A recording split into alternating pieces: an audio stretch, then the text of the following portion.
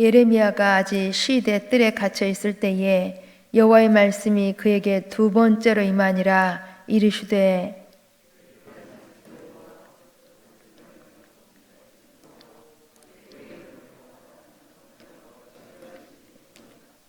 너는 내게 부르짖으라. 내가 내게 응답하겠고 내가 알지 못하는 크고 은밀한 일을 내게 보이리라.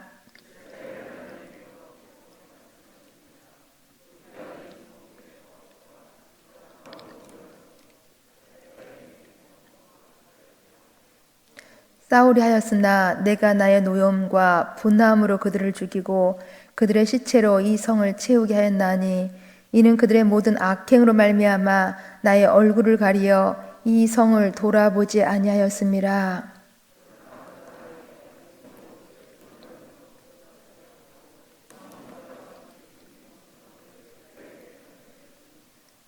내가 유다의 포로와 이스라엘의 포로를 돌아오게 하여 그들을 처음과 같이 세울 것이며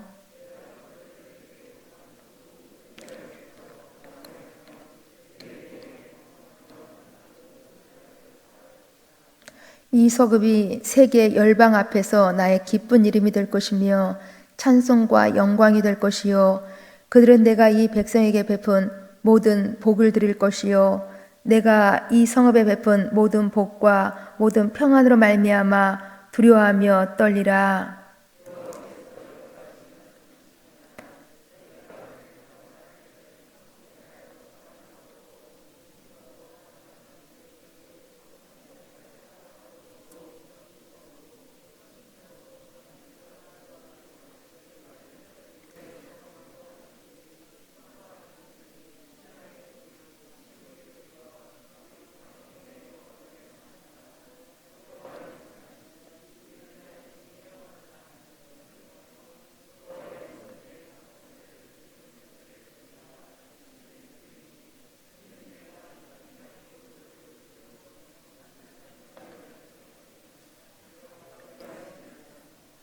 아멘. 예레미야는 남유다가 바벨론에 멸망할 것을 예언한 선지자였습니다.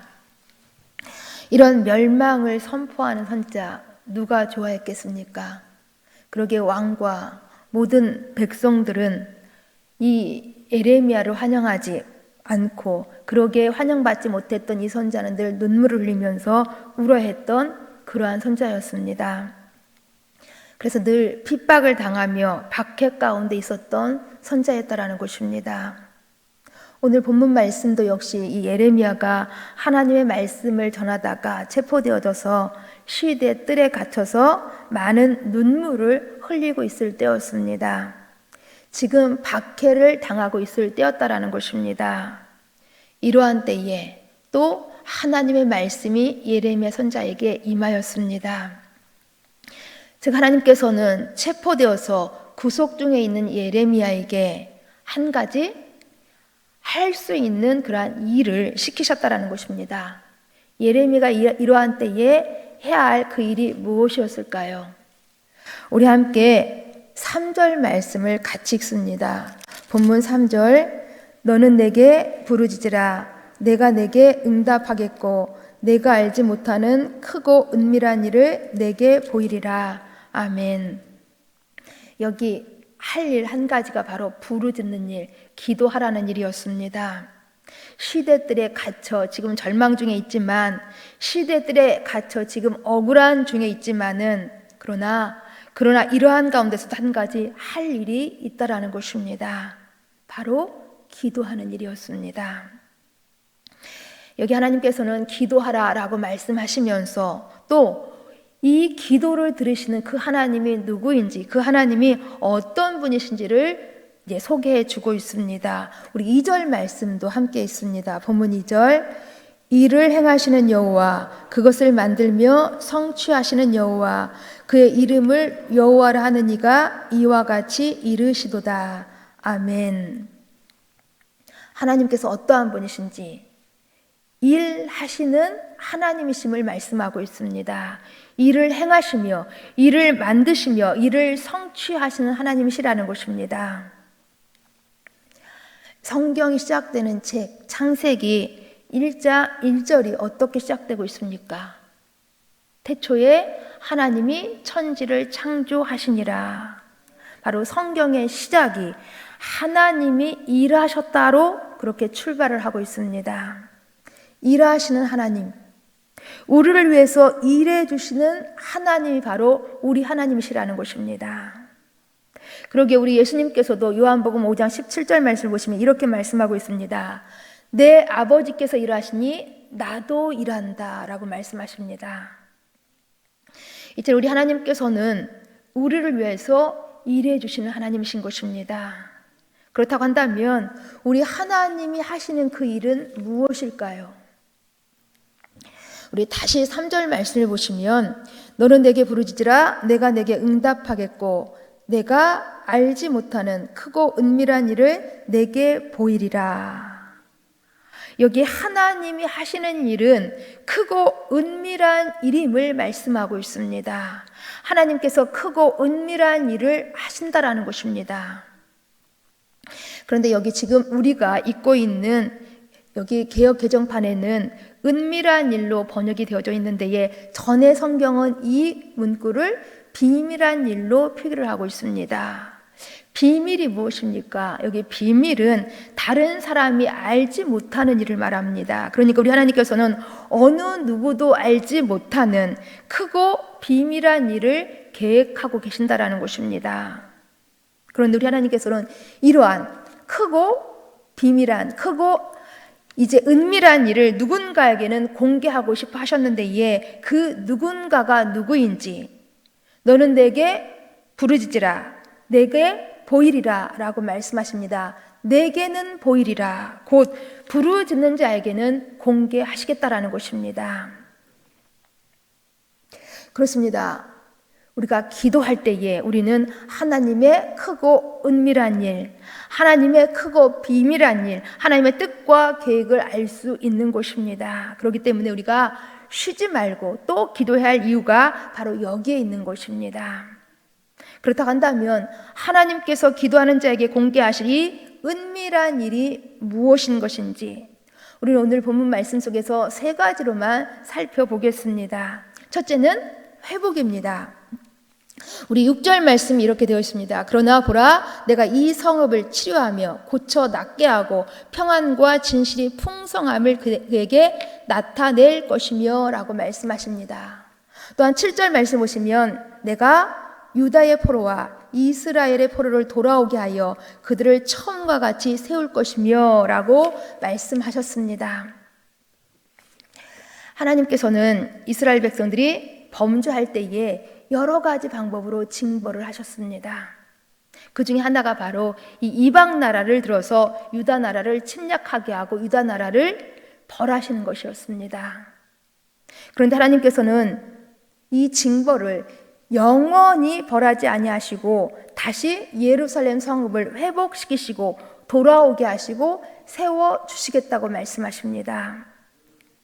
곧 하나님께서는 남유다가 바벨로니아에서 멸망할 것이지만은 그러나 70년 뒤에 회복시키실 것을 계획하신 것입니다. 이 회복이 바로 하나님께서 계획하신 크고 은밀한 일이었던 것입니다. 두 번째, 우리 하나님께서 계획하신 크고 은밀한 일은 죄악을 사하신다라는 것이었습니다. 8절 말씀을 읽어드립니다. 8절 내가 그들을 내게 범한 그 모든 죄악에서 정하게 하며 그들이 내게 범하며 행한 모든 죄악을 사할 것이라. 아멘. 사실 우리 하나님께서 이스라엘을 회복시키신 데 있어서 최대의 걸림돌은 죄악이었습니다.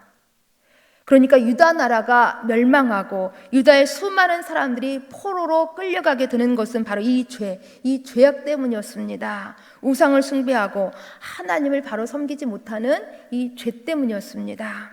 그런데 우리 하나님께서는 이러한 저들의 죄악을 사하신다라는 것입니다. 다시 8절 말씀을 보시면 그 모든 죄악에서 정하게 하며 모든 죄악을 사할 것이라. 하나님께서 죄 문제를 해결하시겠다라는 것입니다. 어떻게 해결하셨습니까? 바로 자신을 죽이심으로. 우리 예수님께서 십자가에서 죽으심으로 죄를 사하셨습니다. 히브리서 9장 18절 말씀을 보시면 이렇게 되어 있습니다. 많은 사람의 죄를 담당하시려고 단번에 들이신 바가 되었다라고 히브리서 9장 28절은 말씀하십니다. 그렇습니다. 우리 하나님께서는 자신이 죽으심으로, 자신을 죽으심으로 죄의 문제를 완전하게 해결하셨습니다. 우리 이러한 하나님의 희생으로, 우리 이러한 하나님의 사랑으로 우리의 모든 죄가 사해진 것입니다. 세 번째, 하나님께서 계획하신 크고 은밀한 일은 바로 이들 가운데 기쁨을 주시는 일이었습니다. 우리 9절 말씀이 이렇게 되어 있습니다. 이 성읍이 세계 열방 앞에서 나의 기쁜 이름이 될 것이며 찬송과 영광이 될 것이요 그들은 내가 이 백성에게 베푼 모든 복을 드릴 것이요 내가 이 성읍에 베푼 모든 복과 모든 평안으로 말미암아 두려워하며 떨리라. 아멘. 또 11절 말씀도 이렇게 되어 있습니다. 우리 11절 말씀은 같이 읽겠습니다. 너희가 가리켜, 여기부터 시작. 너희가 가르쳐 말하기를 황폐하여 사람도 없고 짐승도 없다 하던 여기 곧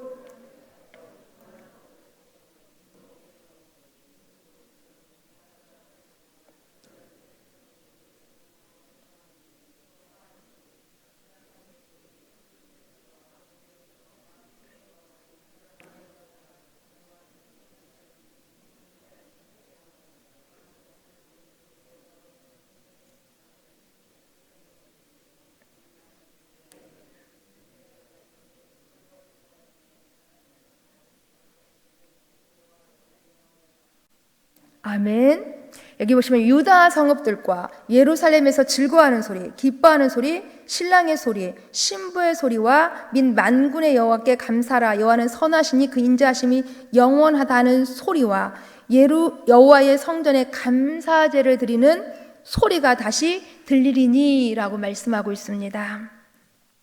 적막하고 고독하던 성읍에 노랫소리가 들리고 사람들 얼굴마다 다시 웃음꽃이 피어나게 될 것을 말씀하고 있는 것입니다.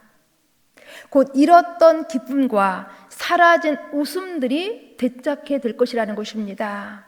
하나님께서 반드시 그렇게 하시겠다라는 것입니다. 하나님께서 반드시 다시 그 기쁨을 찾아주시겠다라는 것입니다. 그렇습니다.